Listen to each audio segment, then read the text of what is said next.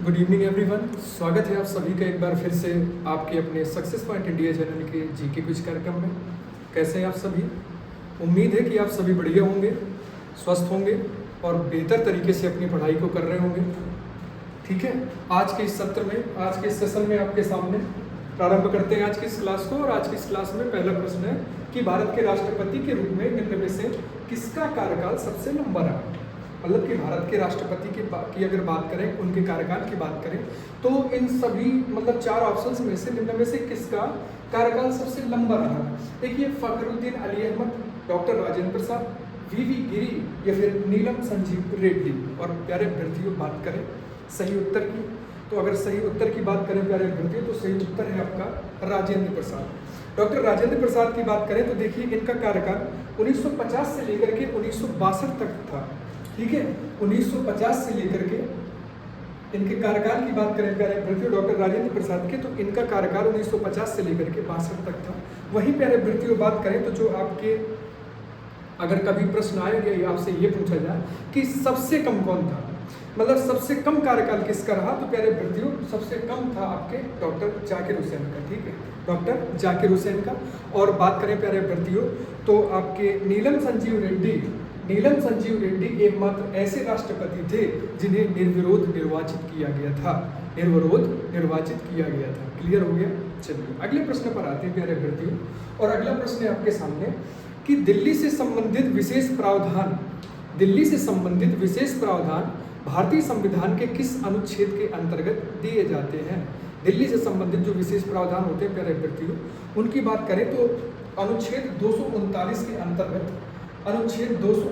के अंतर्गत दिल्ली के विशेष प्रावधानों का जिक्र शामिल है प्यारे अभ्यर्थियों। दिल्ली एनसीआर को लेकर के जो भी कुछ विशेष प्रावधान होते हैं भारत सरकार द्वारा, ठीक है, या राज्य के द्वारा, तो उनसे संबंधित विशेष प्रावधान प्यारे अभ्यर्थियों आपके अनुच्छेद 239 के अंतर्गत दिल्ली से संबंधित विशेष प्रावधान किए गए हैं। इससे पूर्वगामी क्लासों में प्यारे अभ्यर्थियों हमने समझा था कि किस अनुच्छेद के तहत कौन से राज्य के जो है तो विशेष प्रावधान शामिल है प्यारे अभ्यर्थियों। वहीं पे बात करें तो जो आपका अनुच्छेद 262 है, अनुच्छेद 262 आपका प्यारे अभ्यर्थियों आपका अंतर्राज्यीय नदी जल विवाद से संबंधित होता है। दो राज्यों को लेकर के जो नदी को जल को लेकर के जो विवाद होता है। वहीं प्यारे अभ्यर्थियों अगर बात करें तो अनुच्छेद 240 उच्च संघ राज्य क्षेत्रों के लिए विशेष प्रावधान करता है प्यारे अभ्यर्थियों, अनुच्छेद 240। वहीं प्यारे अभ्यर्थियों बात करें अनुच्छेद 263, तो अनुच्छेद 263 प्यारे अभ्यर्थियों अंतर्राज्यीय परिषद की स्थापना से संबंधित है। क्लियर हो गया?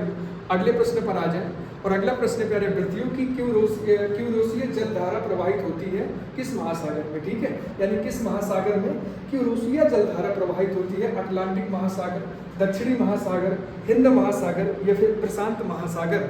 और बात करें प्यारे अभ्यर्थियों तो सही उत्तर है आपका डी ऑप्शन, यानी प्रशांत महासागर। प्रशांत महासागर की प्यारे अभ्यर्थियों बात करें तो ये जो गर्म जलधारा है, ठीक है, सबसे पहले तो बात करें क्यूरोसियो जलधारा, तो क्यूरोसियो जलधारा प्यारे अभ्यर्थियों एक गर्म जलधारा है जो अटलांटिक महासागर की गल्फ स्ट्रीम से प्रवाहित होकर के आगे बढ़ती है। और साथ ही साथ जो उत्तरी विषुवतीय क्षेत्र है, उत्तरी विषुवतीय क्षेत्र में, और वो भी फिलीपींस द्वीप के नज़दीक, उत्तरी विषुवतीय क्षेत्र में फिलीपींस द्वीप के नज़दीक प्यारे अभ्यर्थियों ये जापान के पूर्व तट पे ये क्यूरोसियो की जलधारा प्रवाहित होकर के पहुंचती है। ठीक है, और ये जापान के द्वीप में जाकर के क्या करती है कि जो क्यूराइल है, जापान द्वीप का जो क्यूराइल है, क्यूराइल की ठंडी धारा में ये क्या होती है, आपस में मिल जाती है।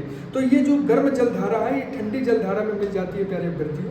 ठीक है, तो इसे कह सकते हैं हम कि जो क्यूरोसियो की जलधारा है वो प्रशांत महासागर में प्रवाहित होती है, यानी कि ये पूर्व में जापान के द्वीप पर जाके पहुंचती है क्यूरोसियो की जलधारा। क्लियर है? बक्सर के युद्ध में अंग्रेजी सेना का नेतृत्व किसने किया था? क्लाइव स्लीमैन, हेक्टर मुनरो या आयर वुड? और ये बिल्कुल सिंपल है प्यारे अभ्यर्थियों, हेक्टर मुनरो ने क्या किया था?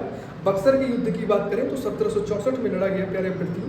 हेक्टर मुनरो जिसने अंग्रेजी सेना का नेतृत्व किया था। साथ ही साथ इसके विरोध में थे त्रिगुट जो है तो एक महासंघ जो बना था। त्रिगुट संघ की बात करें तो इसमें आपके जो है तो सुजाउद्दौला, आपके मीर कासिम और शाह आलम द्वितीय। ठीक है, हालांकि ये जो त्रिगुट एक जो संगठन है जो बना था, ये त्रिगुट हार गया था ठीक है। और यहाँ पे 1764 के बक्सर के युद्ध में अंग्रेजों की जो है तो बढ़िया निर्णायक विजय हुई थी यहाँ पर प्यारे विद्यार्थियों, ठीक है। तो बक्सर के युद्ध में अंग्रेजी सेना का नेतृत्व किसने किया था? हेक्टर मुनरो ने किया था। निम्नलिखित में से कौन सा भारतीय संविधान में मौलिक कर्तव्य के अंतर्गत नहीं आता? स्वतंत्रता के राष्ट्रीय संघर्षों को प्रेरित करने वाले आदर्शों का पालन करना, भारत की संप्रभुता, एकता एवं अखंडता को बनाए रखना, वयस्क मताधिकार का प्रयोग, या फिर सार्वजनिक संपत्ति की रक्षा या सुरक्षा करना। निम्न में से कौन सा भारतीय संविधान में वर्णित मौलिक कर्तव्यों के अंतर्गत नहीं आता है? और यहाँ पे प्यारे अभ्यर्थियों बात करें तो सही उत्तर होगा आपका वयस्क मताधिकार का प्रयोग करना। प्यारे अभ्यर्थियों, आप सभी ने पढ़ रखा है कि ये जो मौलिक कर्तव्य है, ठीक है, मौलिक कर्तव्य, इन सभी मौलिक कर्तव्यों को क्या है, 11 मौलिक कर्तव्य है हमारे पास में। स्वतंत्रता के राष्ट्रीय संघर्ष को प्रेरित करने वाले आदर्शों का पालन करना बिल्कुल सही है। भारत की संप्रभुता, एकता, अखंडता को बनाए रखना बिल्कुल सही है। सार्वजनिक संपत्ति की सुरक्षा करना एकदम सही है। वयस्क मताधिकार का प्रयोग ये नहीं है, ये हमारा जो है मौलिक कर्तव्य नहीं है प्यारे विद्यार्थियों, ये हमारा मौलिक अधिकार है, ठीक है, ये अधिकार है, ठीक है। बात करें प्यारे विद्यार्थियों तो भारतीय संविधान के अनुच्छेद 326 के अंतर्गत हमें जो है तो एक सार्वभौमिक वयस्क मताधिकार मिला, ठीक है, जिसमें क्या है कि सभी स्तरों के चुनाव को आधार के रूप में हम क्या करते हैं, परिभाषित कर सकते हैं, ठीक है। और वोट डालने का हमें अधिकार मिलता है, मतदान करने का यहाँ से हमें अधिकार मिलता है अनुच्छेद 326 के अंतर्गत। क्लियर है? स्वतंत्र भारत का पहला केंद्रीय बजट किसने पेश किया? T Krishnamachari, CD. देशमुख, जान मथाई, या फिर आर.के. शनमुगम चेट्टी। और प्यारे विद्यार्थियों बात करें सही उत्तर की तो सही उत्तर है आपका आर.के. शनमुगम चेट्टी, ठीक है। आर.के. शनमुगम चेट्टी की बात करें तो स्वतंत्र भारत के पहले वित्त मंत्री भी यही थे, हमेशा याद रखिएगा इसको। स्वतंत्र भारत के भाई देखो पहला केंद्रीय बजट पेश किया, केंद्रीय बजट कौन पेश करता है?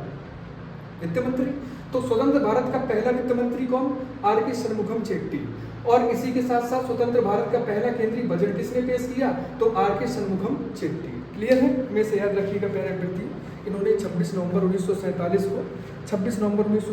को क्या किया कि अपना पहला जो है तो केंद्रीय बजट पेश किया प्यारे व्यक्ति, और यही समय था जब इन्हें भारतीय जो है तो सरकार द्वारा इन्हें सबसे पहला स्वतंत्र भारत का पहला वित्त मंत्री चुना गया। क्लियर है प्यारे व्यक्तियों? आगे बात करें प्यारे व्यक्तियों तो आगे चल करके 1950 में जॉन मथाई जो थे तो अगले मतलब कि दूसरे वित्त मंत्री थे जिन्होंने अपना मतलब कि केंद्रीय बजट पेश किया था।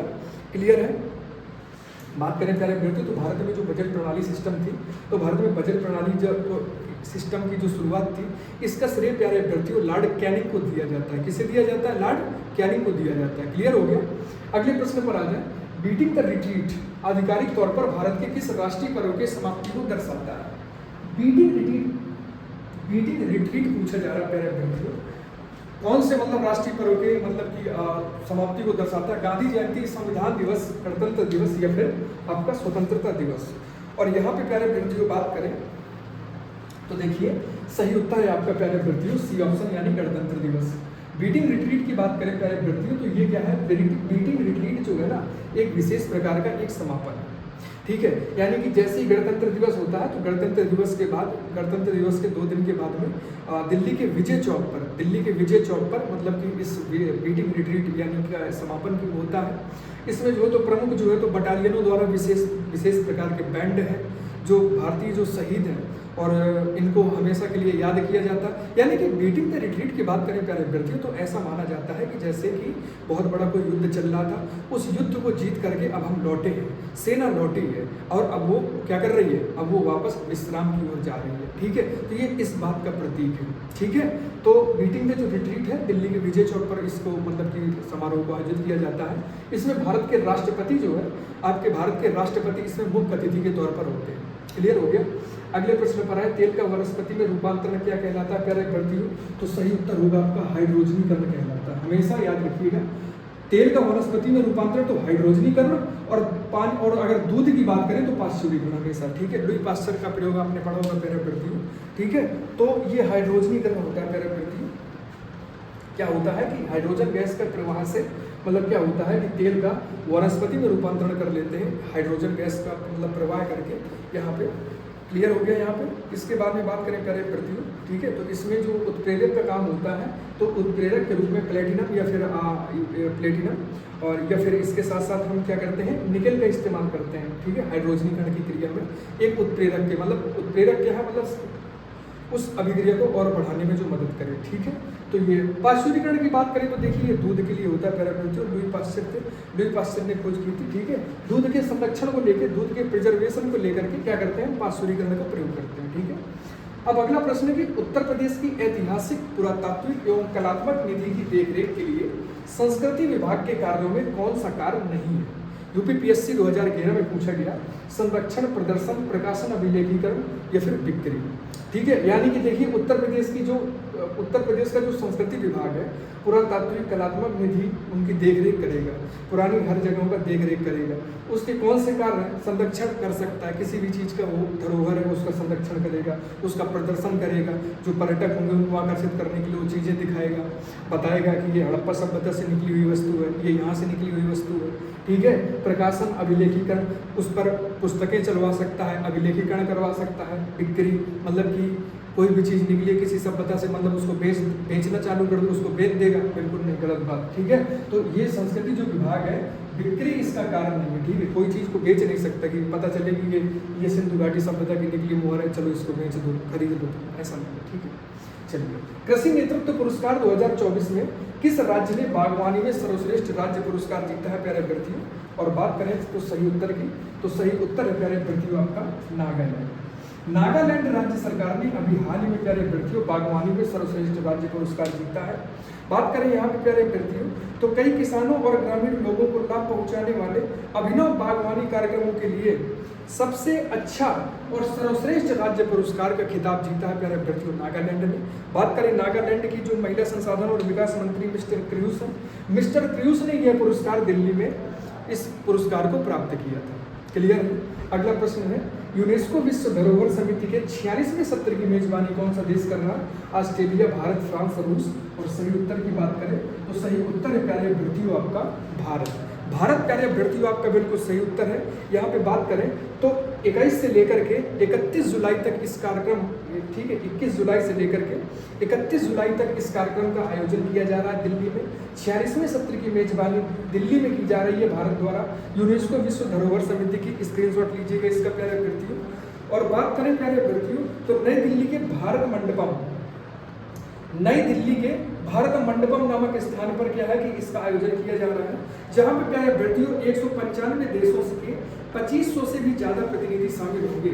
बात करें प्यारे विद्यार्थियों तो यूनेस्को विश्व धरोहर समिति के सत्र का जो उद्देश्य है प्यारे विद्यार्थियों तो वैश्विक सांस्कृतिक महत्व के मामलों पर चर्चा करना और उन पर निर्णय लेना, ये यूनेस्को विश्व धरोहर समिति के सत्र का मुख्य उद्देश्य है।